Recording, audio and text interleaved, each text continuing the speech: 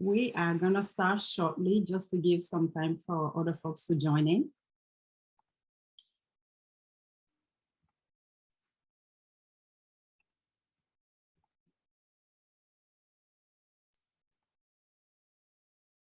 Hope everyone is doing good and having an amazing weather, just like in Columbus. It's such a beautiful fall day down here.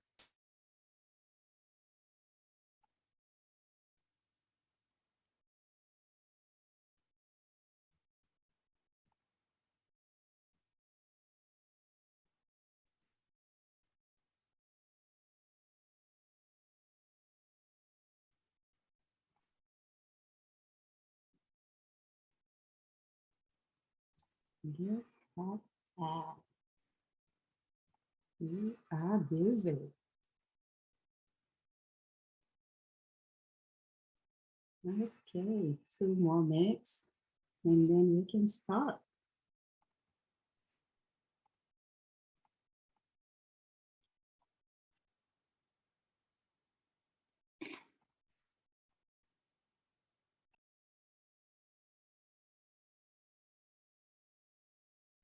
Okay, I think we can start now. Hello, everyone. Good afternoon. Welcome to HomeRoom Network. This is our 5th session, and we are so excited to have you all here. So we're going to start by asking you to please say hello in the chat box and share your name and pronouns and your district if you don't mind. Thank you.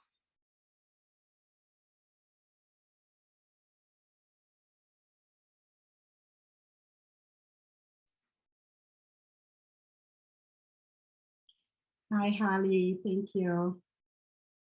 Hi, Michelle. Hi, Scott. Thank you. Welcome. Hello, Marianne. Hello, Molly. Hello, Amy. Hi, Kevin. Good to see you all again. Hi, Stephanie. Hi, Belly. Hi, Andrew. Good to see you all. Okay, so we're going to start by a little housekeeping. If you're not speaking, please mute your microphone to avoid background noise. Questions can be asked throughout the training using the chat box at the bottom of your screen. The link for today's material will be shared in the chat box shortly and available also on the COHHIO website at cohhio.org/homelesseducation. We will use the breakout room a lot today during our session and also an activity that we will be doing in the breakout room, and hopefully everyone will participate. And if you're having any audio or video issues, please exit and log back in, and it usually works. Next slide, please. So here's our agenda for today. We will introduce ourselves and do a small activity in the breakout room that we're hoping everyone will participate in. We will provide you an overview of unaccompanied youth, have discussion among peers on identification, engagement, and professional development, and provide some best practices to support you in your work. And we will close out by sharing some upcoming webinars, what is next for COHHIO Course to Home, and some additional resources. So as some of you may know, my name is Ami Diallo. I'm one of the Youth Housing Initiative specialists here at COHHIO. And for those of you who are joining us for the first time, we are here to help and support school district and ESCs by providing training, technical assistance, and professional development in meeting the needs of students and families at risk or experiencing homelessness. And I'm joined here today by my wonderful colleague, Evelyn Guerin, who will introduce herself now. Good afternoon, everyone. I'm Evelyn Guerin, and I'm also a Youth Housing Initiative Specialist here at COHHIO. We're super excited to have you all here today. Yes, as you all probably noticed and wondering, where is Lisa Brooks today? So our amazing Lisa Brooks is no longer working with COHHIO because she has accepted an amazing position with App Associate to support the National Technical Assistant work in preventing and ending youth homelessness. So we are a team of 2 for now, but still in the process of hiring for the director's position for the Youth Housing Initiative Specialist, and everyone is welcome to apply for that position. And also, we are joined today by the wonderful ODE team, Ashley Hilzer and Betsy Hawk. If you want to say hi. Hi, everyone. I'm Ashley. Thank you all for joining us, and thank you for the COHHIO team for hosting this amazing webinar about unaccompanied youth. Thank you, Ashley. Betsy, do you want to say hi also? Just on behalf of the Vulnerable Youth team at the Ohio Department of Education, thank you for everybody participating today, and thank you COHHIO and AMI for hosting this event. Thank you. Thank you both, Betsy and Ashley. And just so you know, ODE is always here for support. Next slide, please. Okay, so now the lovely Evelyn is going to put us in the breakout room. And in the breakout room, we will ask you to please share your name. My name is Ami. Since I don't have a district, my district will be COHHIO. And what's something you could use advice on right now, personally or professionally? Like for me, I've been thinking about this a lot, and I'm like, you know what? I'm gonna need maybe advice on how to be better at setting boundaries. And that's just an example. So Evelyn is gonna put us in the breakout room. And if you could please share your name, your district, and one thing you could use advice on right now, professionally or personally. Thank you.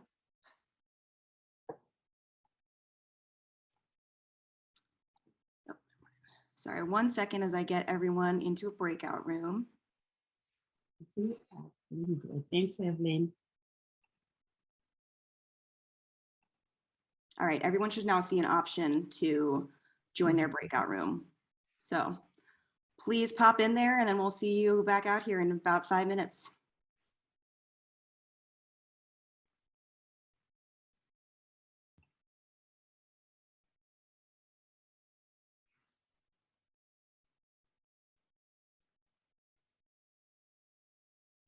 You're welcome to share in the chat or unmute yourself. Only because I can't stand silence, I'm gonna offer. Thank you. Thank you, Holly. I appreciate that. I was very much looking forward to this session just to learn more about unaccompanied youth. That's something that we are seeing a rise in, and I think it's because we have expanded our staff and are able to find them a little bit now more and get our so that is definitely an area that I'm looking forward to hearing more about. And in our session, we talked about how it's confusing as to how to identify, you know, you've got, if they're runaway, if they're, you know, what tools can we use to ask the right questions to correctly identify them? That's great, because that's exactly what we're going to be discussing next. Anyone else want to share? Okay, so just a reminder, this today is an hour and 30-minute session because we will have a lot of discussions, and we might end finish earlier than that, but at least it's an hour and 30 minutes, and everyone is free to stay, or if you have to leave, we completely understand that. Okay, so Kevin, our group discussed transportation issues, shortage of drivers, and the challenging facing our population. Absolutely, and that's something that is also coming up in the next sessions. So that's awesome. Okay, so Evelyn, the floor is all yours. All right, thanks, Ami. So let's get into the meat of this session now. So what is the definition of an unaccompanied youth? The McKinney-Vento Act defines unaccompanied youth as a child or youth experiencing homelessness who is not in the physical custody of a parent or guardian. This means that to be considered an unaccompanied youth, two distinct conditions must be met. The youth must be lacking a fixed, regular, and adequate nighttime residence due to hardship or a similar reason, and the youth must also not be in the physical custody of a parent or guardian. It's also important to note the McKinney-Vento Act includes no program-specific age requirements to qualify as an unaccompanied youth. Students of any age can be an unaccompanied homeless youth as long as they are eligible for K-12 public education. It can be easy to conflate the term unaccompanied youth with other terms like undocumented youth or unaccompanied alien minors. So we want to take a second today to go over the differences between these groups and clear up any potential confusion. As we just discussed, an unaccompanied homeless youth is a youth without a fixed, regular, and adequate nighttime residence and not under the care of a parent or guardian. Undocumented youth are children and youth living in the United States without legal documentation. And unaccompanied alien minors are youth under the age of 18 who come to the United States without an accompanying parent or guardian. The term unaccompanied in this context refers to their immigration status and not their McKinney-Vento status. While unaccompanied alien minors are not under the physical custody of their parent or guardian, they are not considered an unaccompanied homeless youth under the McKinney-Vento Act unless their living situation meets the definition of homelessness. Some unaccompanied alien minors will also meet the definition of an unaccompanied homeless youth, as they arrive without a parent or guardian and are often put into unstable living situations such as doubling up.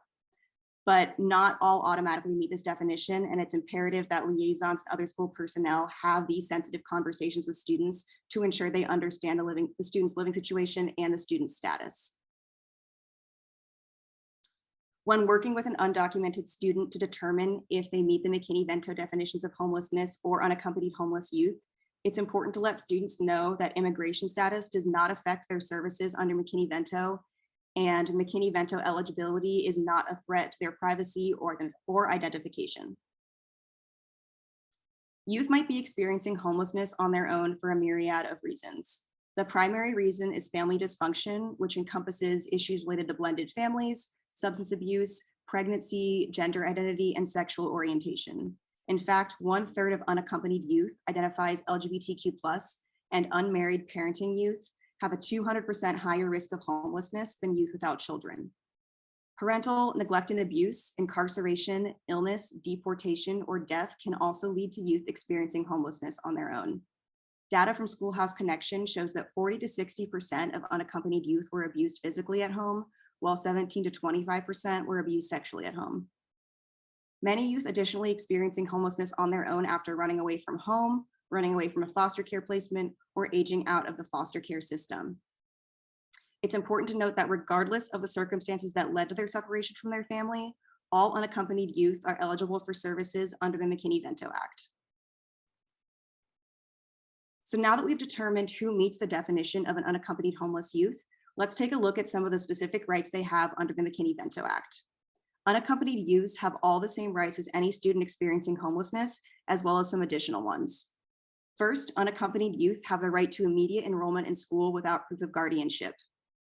Unaccompanied youth are also ensured assistance from their McKinney-Vento liaison to select their school of attendance, whether that's the local school or their school of origin, to receive transportation to and from the school of origin if requested, to get connected with community partners to meet needs of the student that the district might not be able to, and to ensure the prompt and fair resolution of any disputes in accordance with the McKinney-Vento Act. Identifying unaccompanied youth is a crucial first step in ensuring that they receive the educational supports they need, but the identification of unaccompanied youth can be challenging as they often avoid disclosing their circumstances for a variety of reasons. They may not understand the McKinney-Vento definition of homelessness, or they may want to avoid the stigma associated with that status.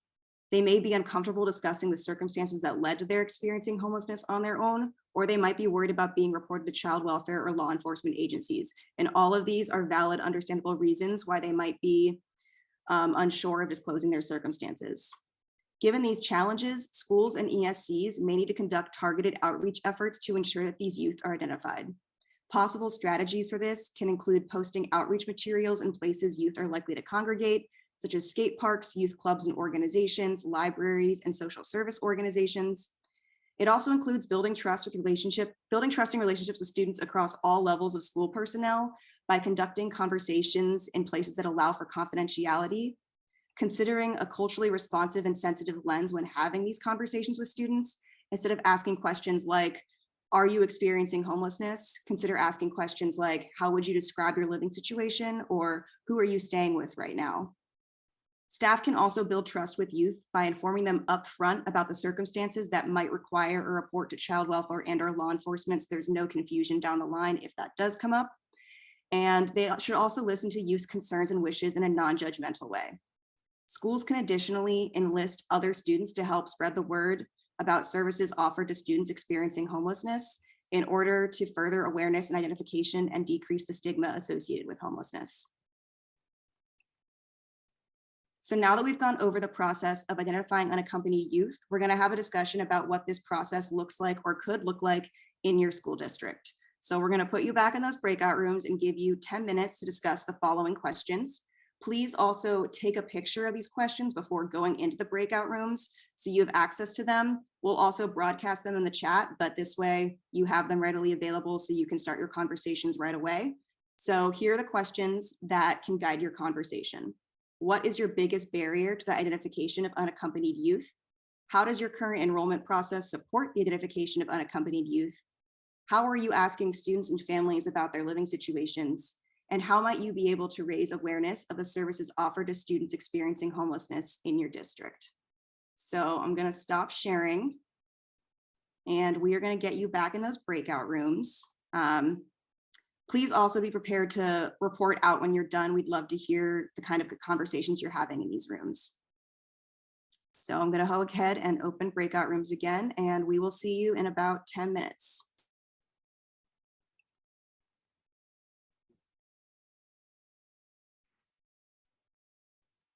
Did everyone feel like that was a good amount of time to be in breakout rooms? Would you like more time next time, less time? We're going to go in breakout rooms 2 more times, so it'd be helpful to know if that was like the sweet spot. 10 minutes was perfect for covering those questions.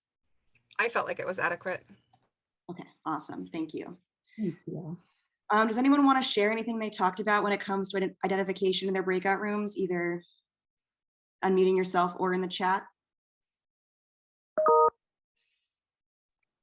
I'll start. I took a few notes and we had some good conversation in our group. The answer to question number 1 about the biggest barriers to identification of unaccompanied youth seemed to be families and kids are fearful. They feel shame or embarrassment, or they just don't know. They're ignorant of what's available to them if they become identified. So that was, and then question number 3, how do you ask students and families about their living situations? I have to say that Stephanie had a real good resource that she said she just found today because she's working on doing some PD for some support staff from the Texas Education for Homeless Children and Youth website. And it had a scripted form that you ask questions like, have you recently moved? Was it because you lost your housing? Do you have access to food sites? Somebody else said a good question to ask is, where would you be if you weren't living here right now, sleeping on your friend's couch? So good thoughts.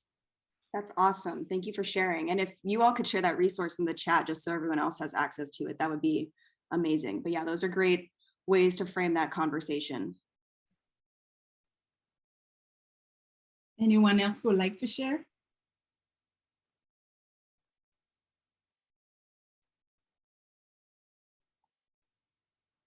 Maybe in the chat.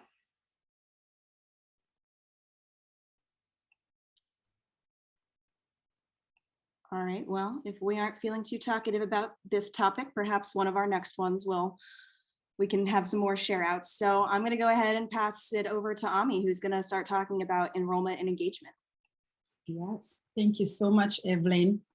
So as Evelyn mentioned earlier with the unaccompanied youth rights, it's unaccompanied youth, right? They are entitled to enroll in school immediately, even if lacking documents normally required for enrollment or have missed application or enrollment deadlines, right? So how do you help them with enrollment? The student can enroll themselves using a self-enrollment form. An adult caregiver can enroll them, or the local liaison can enroll the students. So there shouldn't be barriers when it comes to enrolling any students or unaccompanied youth or student experiencing homelessness. And also we really encourage, the district are encouraged to develop policies not only related to enrolling unaccompanied youth, but also related to determine who can sign issues and activities as part of the students' ongoing participation. Next slide, please. So FAFSA, youth under the age of 24 who are experiencing homelessness usually assume that they cannot pursue higher education because of their lack of resources or their lack of parental support. And also they are unlikely to know that they have special status on the FAFSA application that allows them actually to apply for financial aid on their own. So you can notify them when the application process starts, and also like emphasize on the importance of starting the application as early as possible. You can write a determination letter for the unaccompanied youth, give them that determination letter, even if the youth is not sure that they want to go to college, just give them the letter just in case they decide to apply. Keep a copy of that letter with you in case you are being asked by institution or in case the youth knows it. And if the student know what school or college they want to attend, support them, right? Help them send those college applications, help them fill out those FAFSA application and send it via email or post it. Next slide, please. So how do we engage with unaccompanied youth? We all know how essential it is to build trust with the youth. You have to, number one, understand and ensure that the youth understand their McKinney-Vento rights and make the school a welcoming and supportive place, because when the student feels welcome and supported, they show up. They already have so much going on in their lives. Use trauma-informed approach when communicating with the parents, with the guardians, or students about their needs. What does that mean, right? It's recognizing that the youth experiencing homelessness have higher rates of multiple forms of adverse experiences, right? Understand that the impact of trauma are far-reaching and can affect the youth's ability to form healthy and trusting relationships, regulate emotion, avoid risky behavior, right? Pay attention and retain information, and even have a positive self-concept and plan for the future. Collaborate across programs. Like right now, we're having this discussion among peers. Nowhere in the community there are resources for families. Be flexible and accommodating. Unaccompanied youth, some of them have dual roles. They are students and they're also working. So schools should be working with them to help them meet those needs. Conduct a need assessment. Sometimes it's hard, it's unclear to know what the youth needs, right? The unaccompanied youth needs. But by conducting a need assessment, you get to know what is happening with them. How can I help them meet those needs? And that's how you support them. So we're going back in a breakout room, and in the breakout room, we're gonna discuss outreach and engagement. And in the breakout room, what do we want you guys to discuss? We want you to discuss what flexibilities does your district offer to support the unique circumstances of unaccompanied youth? What potential possibility could your district offer that is currently is not? Who are your biggest collaborators? Where might there be missing opportunities for collaboration? And if you can please take a picture of these questions, or we're still gonna broadcast them and share them when we get back. Thank you. Evelyn, can you please put us in the breakout room?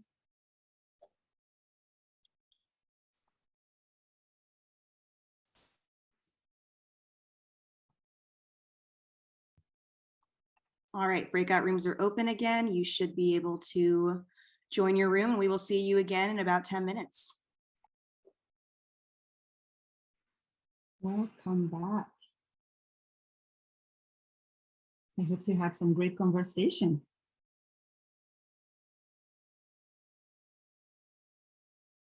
Can anyone share some of those great conversations that you just had? Sure. Thank you, Kevin. For Columbus City, I talked about some of the flexibilities that we offer are, credit recovery classes. We also have a designated counselor, if UI come to enroll, to make sure that their credit, if they only have half credit or finished a quarter of a class, to make sure that they're getting credit for that, for what they've completed, even if it's not a full course. So that, and of course, doing what we can with transportation. But those were the two biggest things, at least district-wide, we have to offer. So I don't know if anybody else wants to share, but that's what I shared for Columbus City. Thank you, Kevin. That's amazing. That's really amazing. Anyone wants to share some more?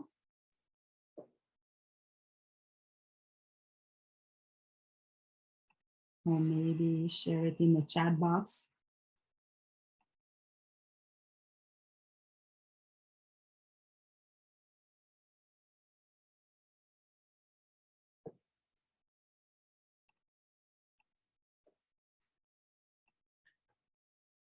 This was in our group, and it isn't something that I said, but something that Michelle Edwards said, which I think is pretty awesome. I wish you would talk about it.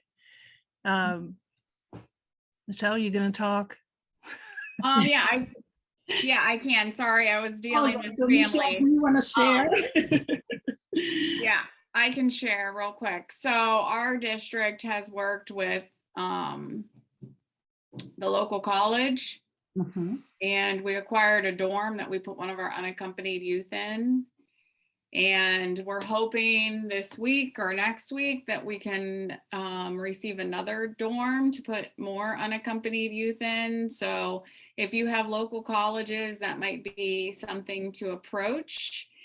And of course, because of that, we have two competing colleges within a couple blocks of each other. So we are going to go to the other college and see if they will give us any dorms. We're going to let them know one college has given us dorms, and we're hoping to get more. And we're going to go to all three that we have within kind of the area and see what we can acquire. So if you have any local community colleges or even big colleges, it might be an option. She's not even enrolled at their college. They've just opened a place for her to stay. And so far it's going very well.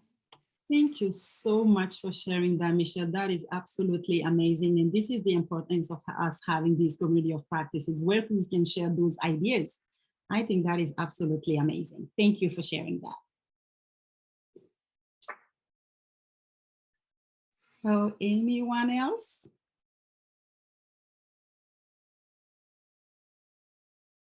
Okay, so we are going to move on to the next slide and talk about best practices, professional development. Next slide, please. Oh, before the professional development best practices. So during the registration process, we asked a question of you. What was the district understanding of the needs and rights of unaccompanied youth on a scale 1 to 5? And we collected the data, as you can see on this pie chart. Most people chose 3 and 4, which is the vast majority with some level of understanding, but still room for growth. So that's good. So best practices, we always ask, what's the best practices? How can we support the district, or how can we support school personnel, or how can we support the youth? So train the district and school personnel on the McKinney-Vento and the educational rights of the student experiencing homelessness, including unaccompanied youth. And you can also train the district about the effect of trauma. We know how much trauma affects all of us, and especially students experiencing homelessness. So it's really important that we ensure that staff understand the unique challenges of unaccompanied youth experiencing homelessness on their youth. It's scary. It's a scary place to be on your own. So having staff understand it and meet them there and try to support them, I think that will make such a huge difference. Ensure that the staff also understand the trauma on service providers. You know, it's so easy. We deal with students experiencing homelessness, but it's rare that we think about ourselves. It's also affecting us, right? Because direct exposure to trauma or secondary traumatic stress.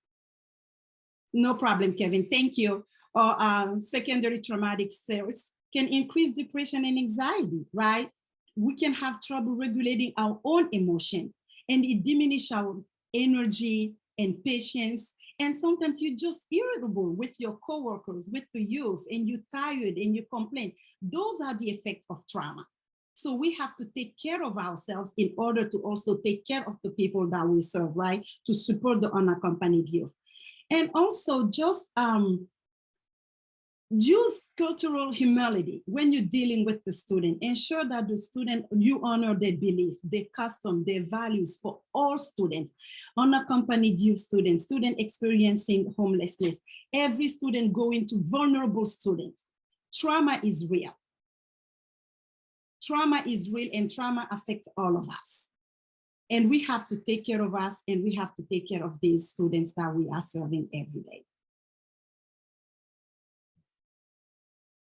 So this is going to be our last breakout room. And in this breakout room, I'm going to ask you to please tell us, how do you train your staff on the unique needs and rights of unaccompanied youth?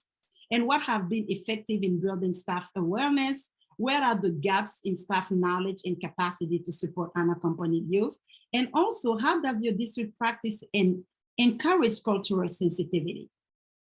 So Evelyn, if you can please put them back in the breakout room, that would be awesome. Thank you so much. Just give me 1 second. No problem, take your time. All right, all breakout rooms should be open now. Please go in there. We will see you in 10 minutes and this will be your last group discussion. So make it count. He's gonna have my drink, but I can wait. Welcome back, everyone. That was the last breakout room.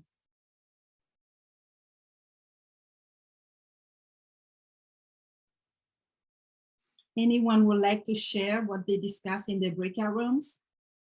Or maybe type in the chat box on how you train your staff on the unique needs and rights of unaccompanied youth and what has been effective in building the staff awareness.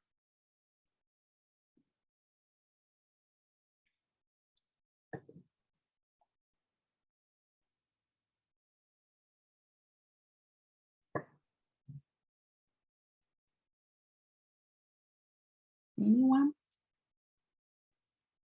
To break the silence?